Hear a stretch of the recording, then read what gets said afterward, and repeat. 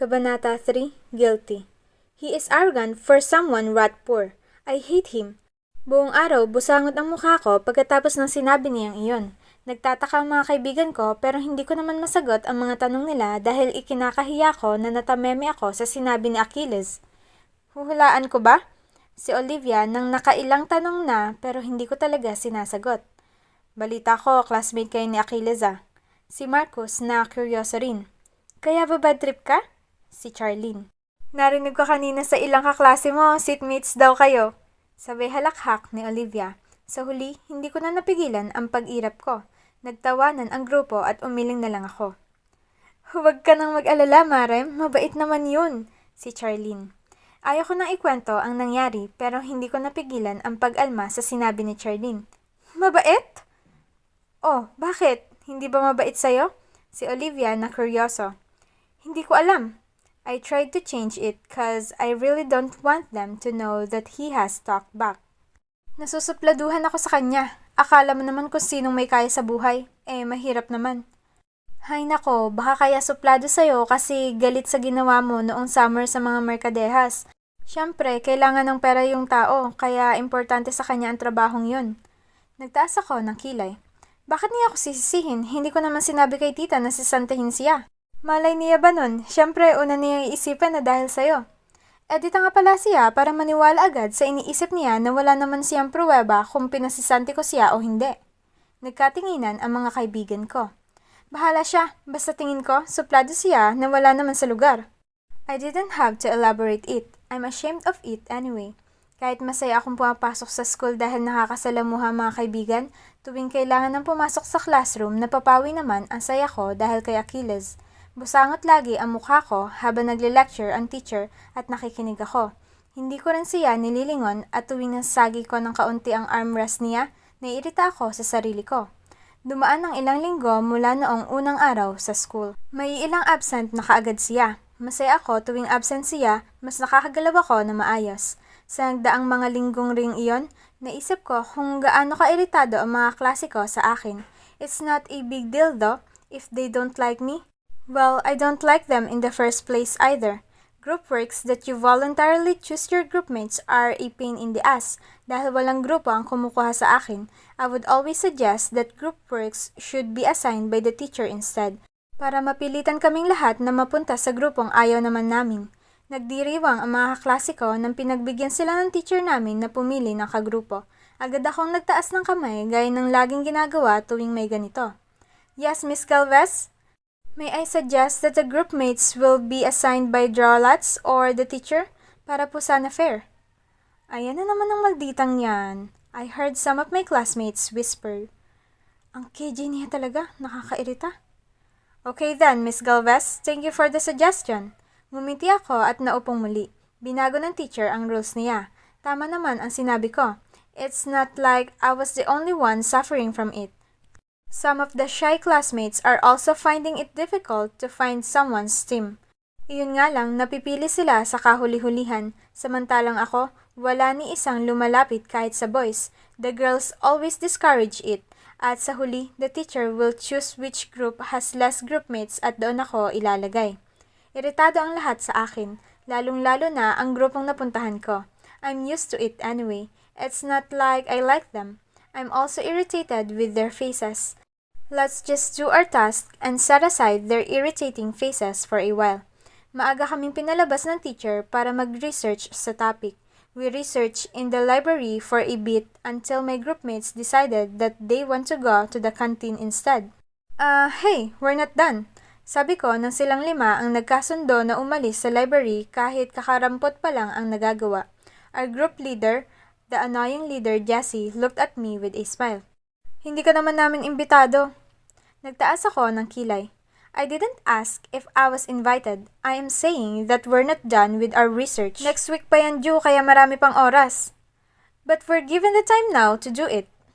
Sa gusto namin mag-break pwede naman sa weekend. Bakit ka ba nangingialam? Hindi ka naman leader. Kung gusto mo, ikaw na lang gumawa. Umalis sila at pare-parehong tiningnan ako na para bang nababaliw na ako. Sinundan ko sila ng tingin hanggang sa makaalis sa library bago nagpatuloy sa ginagawa. Hindi nga lang ako makapag-concentrate sa iritasyon sa trato ng mga kaklase sa akin. Wala akong pakialam kung ayaw nila sa akin, pero ang pinakaaya ko sa lahat ay iyong pinagtutulungan ako na para bang kinakawawa ako. I tried so hard to finish my part either. Padabog kong pinagsasarado ang mga libro na kinuha at lumabas na sa library. It's still early for the break but I went to the canteen. Doon ko na kikitain sina Marcos at ang mga kaibigan ko. Hinanap ko ang mga kagrupo ko. Halos pala lahat ng kaklase ko ay nasa kantin na. Pinagsamantalahan nila na maaga kami pinalabas para mag-break at mauna sa mga upuan at pagkain. Wala pang pila kaya mas madaling kumain doon. I took that opportunity to buy an orange juice before proceeding to the table of my groupmates. Nilapag ko ang notes ko sa harap ng mga kagrupo sa lamesa nila at ang iPad. Naroon lahat ang na-research ko so far. Hindi ko pa nare-rephrase ang mga binasa ko pero nandoon na ang mga kailangan. Nandito na sa iPad ko ang mga na-research ko. I only need to write it and make a presentation out of it. Sabi ko habang nakikinig sila at pare-parehong nagulat sa paglapit ko. I put my hand on my notes to emphasize it. If you're going to someone else's house for the group work this weekend, hindi ako sasama dahil tapos na ako sa ginawa ko ngayon pa lang. I was in the middle of speaking when suddenly, one of my more shy groupmates went to the table and clumsily brought her lemon juice on the table. Natumba iyon sa may iPad at notes ko. I shrieked when it happened. Nagulat din ang groupmates ko. Hala, sorry! Takot na sinabi ng classmate kong tahimik. I know she probably didn't mean it, but what irked me is that some of our groupmates, including Jessie, our leader, laughed at what happened. Ang iPad ko! Sabi ko at agad na tinanggal iyon. My gadget looked safe but my notes were very wet. Nangalahati ang lemon juice na agad niya rin namang pinatayo para hindi maubos. Hala, sorry Marim, hindi ko sinasadya. Sabi ng mahinhing kaklase.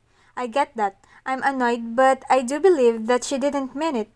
It's just that our groupmates are laughing about it. Anong nakakatawa? That was a part of my contribution to the team. Oo, at mararecover ko pa kahit nabasa ang notes ko, pero paano kung hindi? Pinaghirapan ko yon. Well, obviously, they are laughing because they like to see me suffer. I had never been bullied and I refuse to think that I am bullied right now. Hindi ako kinakawawa at lalong hindi ko hahayaang kakawawain ako.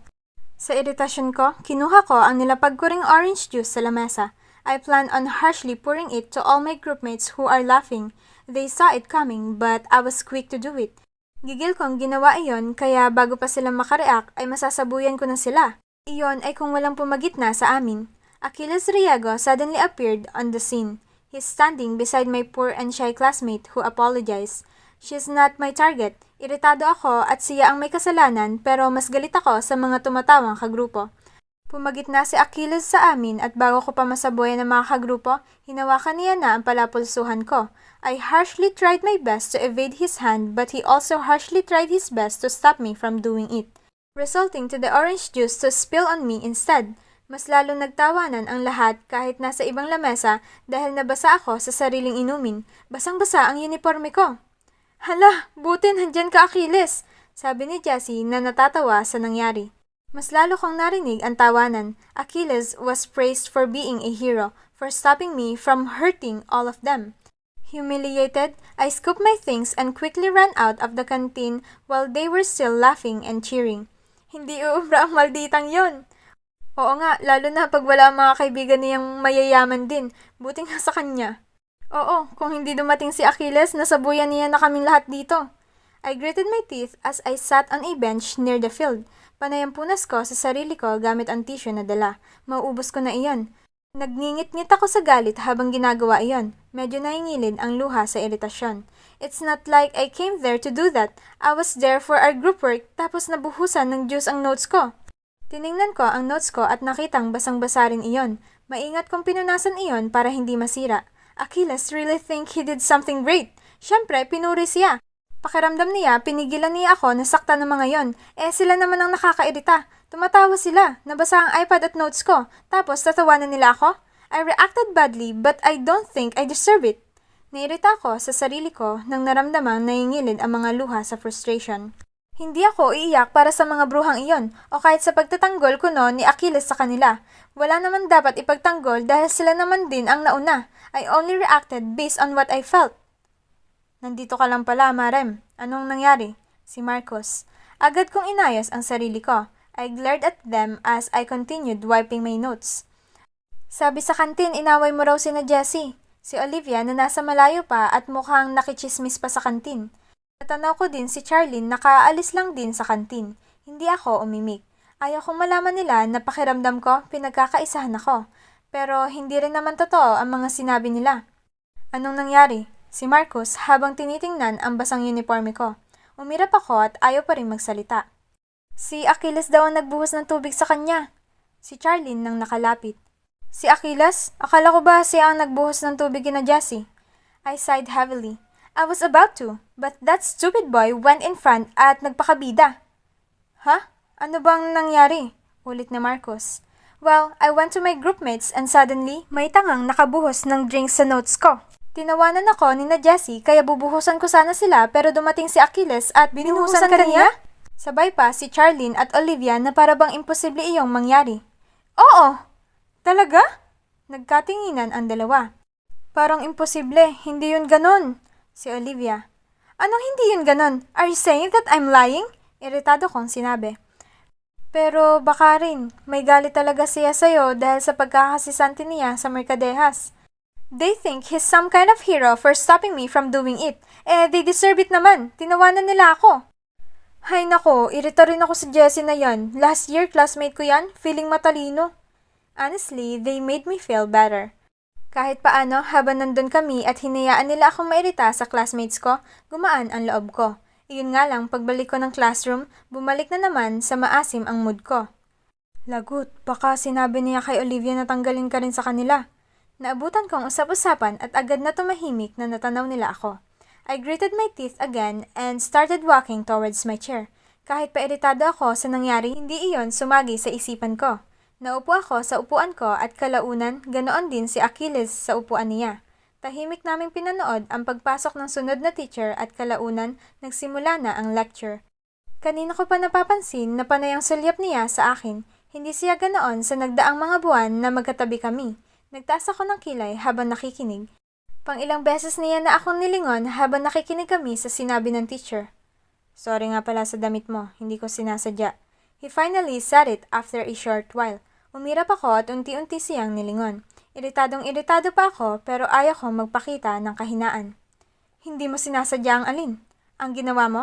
You regret what you did? You finally realize it? I said in a smirk. He sighed and looked in front before responding. I didn't know what he meant but maybe he thinks that I was being laughed at. Kaya ganoon ang reaksyon ko. Gusto ko lang mapigilan ka na masabuyan ng juice ang grupo nila. Hindi ko gustong mabuhusan ang damit mo. Napawi ang ngisi ko at mas lalo lang akong nairita. Hindi siya nagsisisi na pinigilan niya ako. Nagsisisi lang siya kasi nabuhusan ako. Do you even know why I'll do that? I said, slightly feeling pitiful. Hindi ko na dapat sinabi iyon pero nasabi ko na. Ano man ang dahilan mo, hindi maganda iyon. Umirap ako at bumaling sa harap, mas lalong iritado. Ayun naman pala, he doesn't understand it and he won't even try. Kaya bakit pa ako magpapaliwanag at sa kanya? Alam kong galit ka sa nangyari pero hindi ko sinadya yon. Gusto ko lang pigilan ka. Ayaw kong magkaroon ulit ng hindi pagkakaunawaan gaya noong sa mga Mercadehas. Maayos ang trabaho ko kina Olivia, kaya sana'y I laughed when he said it. Oh, so you're just saying this because you think you're going to get fired from Olivia's household? How disappointing. Wala naman din akong inasahan kung ano sa kanya, pero parang habang tumatagal, lalo akong nagagalit. Ganon ang tingin niya sa akin, a spoiled brat who bullies people for no reason, who impulsively fires anyone selfishly. That's how he sees me? Totoong humihingi ako ng pasensya sa nangyari kanina. Hindi ko sinadya yun, kaya sana hindi iyon makaapekto. Kailangan ko ng trabahong yun. Huwag mo akong kausapin.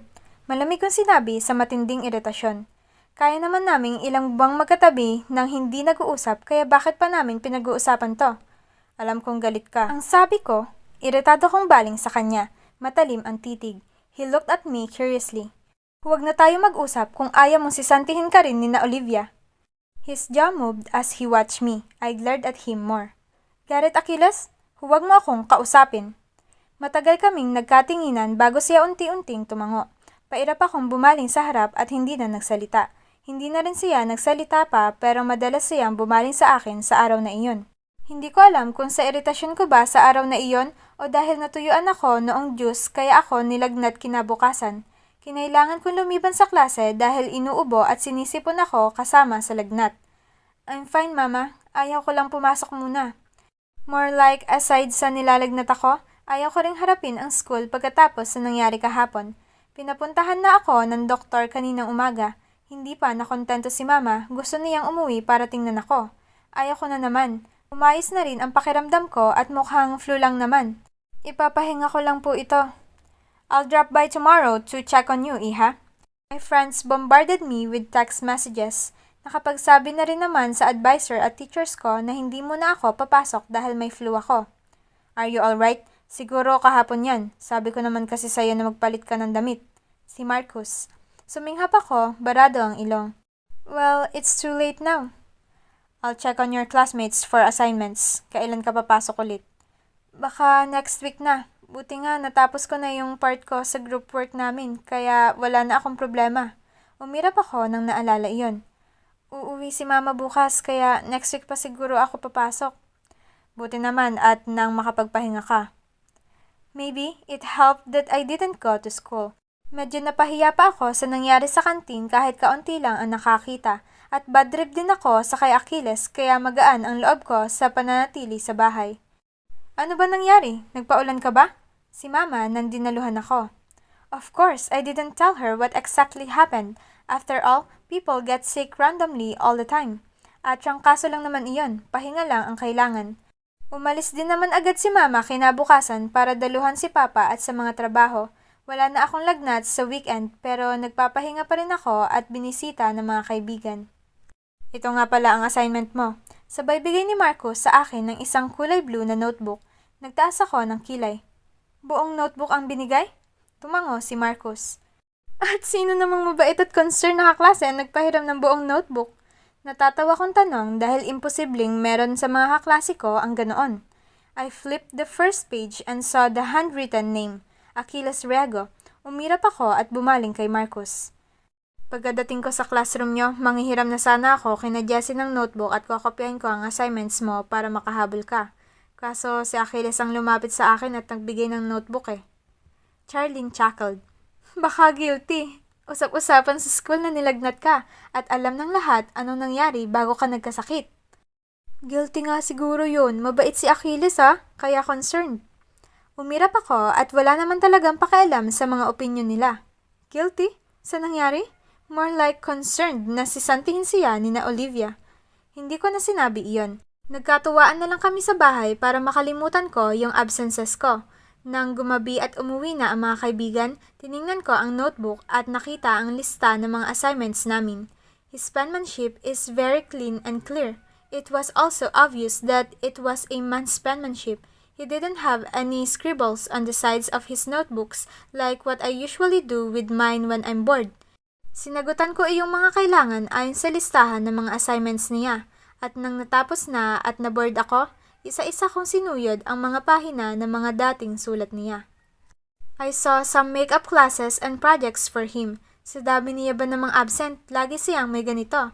May isang nakaipit na papel na nahulog galing sa notebook. Pinulot ko iyon at binasa.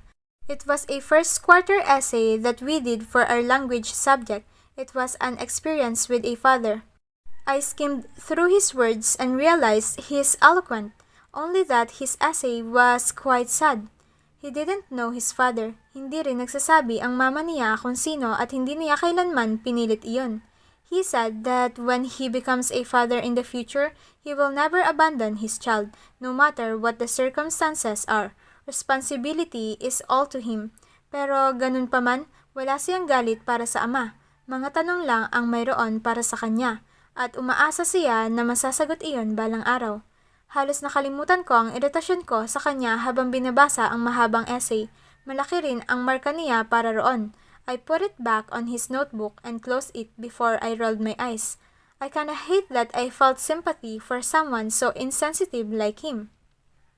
Lunes na pumasok na ulit ako. Masigla na at wala ng sakit. Pagkapasok ko sa classroom, si Achilles agad ang natanaw ko na nakaupo sa upuan niya. Mataman niya rin akong tiningnan. He slightly sat up straight when he saw me, and he's watching me very intently.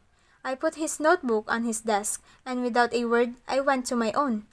Naupo ako at nag-ayos ng gamit samantalang titig na naman siya sa akin. "Ayos ka na?" he asked. Sumulip ako sa kanya. Sip-sip. "Obviously, and thanks for lending me your notebook. Don't worry, hindi ka sisisantihin ni Olivia. Okay na?" Kumukulo na naman ang dugo ko ngayon nagkita kami. Hindi yan ang dahilan kung bakit ko pinahiram sa'yo ang notebook. As if I care enough to ask about his real reason. Ang totoo, I'm guilty. Kasi tingin ko nagkasakit ka dahil sa ginawa ko. Natuyuan ka ng juice sa araw na yon. Hindi ko sinasadya yon pero kasalanan ko pa rin.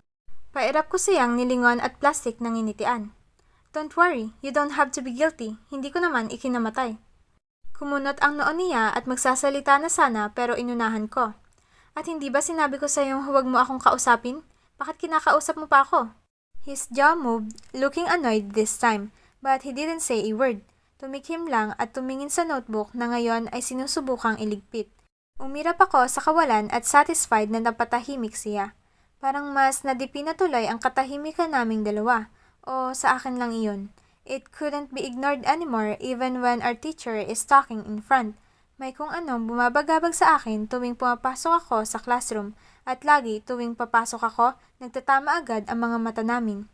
Madalas siya ang nasa upuan niya dahil natatagalan ako lagi sa labas. Tuwing papasok ako sa classroom, nahanap niya agad ang mga mata ko. And to me, going to school and to our classroom particularly is somehow an event for me. It was like I was subconsciously looking forward to it. At tuwing absent naman siya, pakiramdam ko ang gaan-gaan ng araw at malaya akong nakakagalaw.